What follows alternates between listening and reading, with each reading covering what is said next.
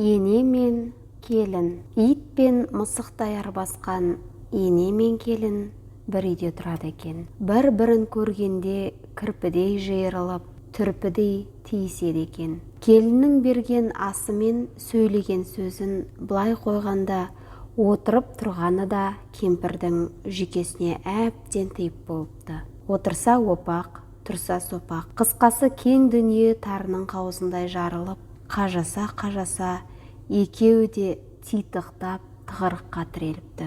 Күндердің күнінде құлағының құртын терген енесінен жаураттай қажыған келіннің ойына жамандық түсіпті.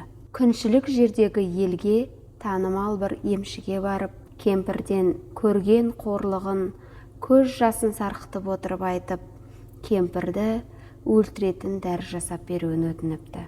Көпті көрген қарт емші келіншекке бір құты дәрі жасап беріпті де, мынадай кеңес айтыпты. Бірден өліп қалса, бала шағасы, туыс-туғандары сенен көрері анық. Сондықтан бұл дәріні күнде аздап қана беріп отырасың. 3 ай өткенде кемпірдің шаруасы бітеді. Қатаң ескерткен бір жайт, ол кісіге бұрынғыдай сөз қайтарма. Не десе де сіздікі жөн дей бер. Дәрінің өнімі сонда жақсы болады. Ашуланса дәрінің қуаты әлсірей береді. Енді онсыз да 3 ай ғана ғұмыры қалды ғой дейді. Келіншек үйге келіп, емшінің айтқанын айнытпай орындауға кіріседі. Алғашында біраз қиналады. Кемпірдің ерні қыбырлай бастаса, келіннің де тілі жыбырлай бастайды. Көкірегінен лап етіп көтерілген қызыл жалын жұтқыншағына келгенде, емшінің айтқан сөз есіне түсіп, қылғынып тұрып қалады. Сөйлеп қал қақпас, 3 ай ғана ғұмырың қалды ғой деп іштен тынады. Солай да солай, апта өтеді, ай өтеді. Кемпір болса аң-таң. Баяғыдай арсылдап тұрған келін жоқ.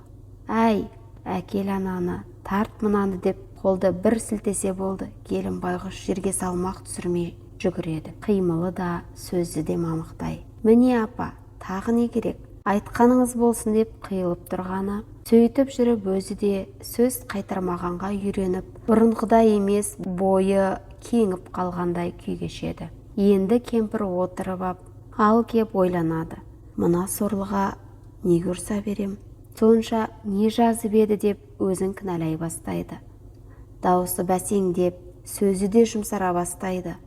Бұрынғы әдетінше қатқыл бастап қалған кей сөздерінің аяғын міңгірлеп өзі бәсейтеді. Бір күні кемпір келінін еркелете шақырып алады да, аузында өмір бақи қара қылып тұратын сандығын ақтарып, мынау білезік, мынау жүзік, бәрі сенікі.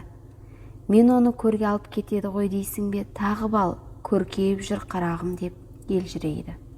Міне қызық. Енесінің қылығына көңілі бордай босап қоя берген келіншек ауызғы бөлмеге атып шығып, қос білегін тізесіне қойып отыра кетеді. Қайран енем-ай, өлеріңді білгенің бе? Бұл неткенің? Қадіріңді ғұмырыңның соңында бірақ білдім-ау. Бірақ ай қалғанда, бірақ ай деп бетін басып ағыл-тегіл жылайды. Содан кейін өкпесін қолына алып, өткендегі емшіге жүгіреді.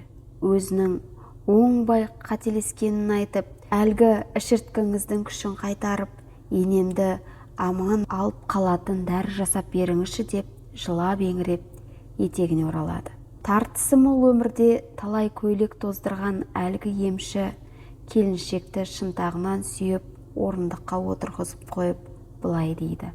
Мен берген дәрі кәдімгі су болатын. Адамға ешқандай зияны жоқ. Менің мақсатым орындалды. Енең жаратқанның берген жасын жасайды.